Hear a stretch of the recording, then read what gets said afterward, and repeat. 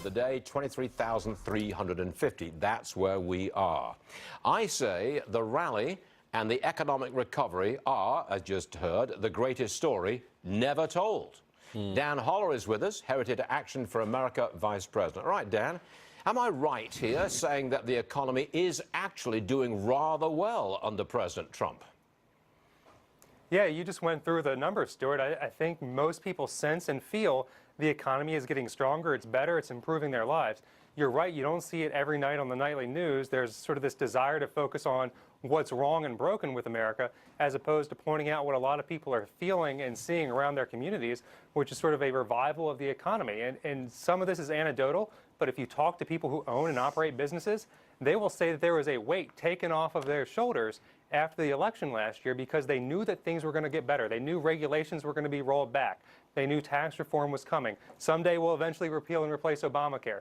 Those are the types of signs to people who are investing money and creating jobs in America that America is open for business again, and that's something we should be celebrating and talking more about like you are. Yes, sir. Now, look forward for me, please, because 1 week from today, we find out what's in the tax bill. I think we'll get some more details 1 week from today. Now, I hate to call you a Washington insider, but that's what you are. So can you tell us what's in the tax bill that we'll find out officially a week from today? Yeah, the broad outlines we know. The key things to look for are to make sure that they're not phasing in this 20% corporate rate. There was some talk about that last week or so as a trial balloon. I think one of the worst things that we could do is have a tax reform plan that the good parts are phased in. And that's the only reason that would happen is because of inside Washington scorekeeping dynamics. And you may call me a Washington insider, Stuart, but I don't subscribe to those faulty logics. So I think we're going to get a sort of robust plan, and it's going to have that 20% rate for corporations, hopefully no more than 25 for the small businesses. Nice, simple, and much flatter for the American people. And it's going to be growth. It's going to increase wages. And the outline that you've described, does that get 50 votes in the Senate? Because that's the key factor. That's the key vote here, isn't it? 50 votes in the Senate. Does it get them? I think it does. If you talk to Republican senators, they are eager to get something done, which is good because they haven't done a whole lot. They're eager to get it done. They know the importance. They know they have a once-in-a-generation opportunity to actually reform our tax code and promote growth, and they have a president who's willing to sign it and go out there and champion it and push back against the craziness of the left in this country.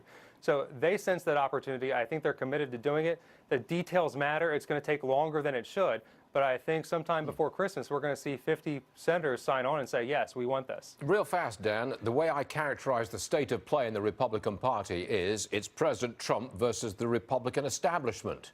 Okay, if that's an accurate statement of the state of play, who's going to win? You know, there are some cases where that's true.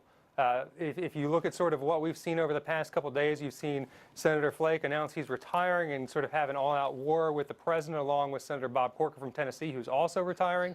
That is a very real tension within the Republican Party. But the Republican Party is broadly committed to having good judges on the courts, reforming the tax code in a pro-growth way. So there are some areas of consensus. Repealing Obamacare should be one of those areas.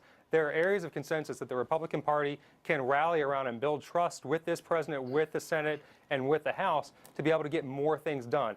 That's not easy. It's taking time. It's frustrating for everybody involved. But if they focus on those areas where there is agreement on policy and the president's good on it and so are our congressional members, then we can actually get things done and not play into this narrative that it's an all-out war, that Republicans can't get anything done. We live in hope, Dan Holler. That is the truth. Dan, thanks for joining us this morning. Much obliged to you.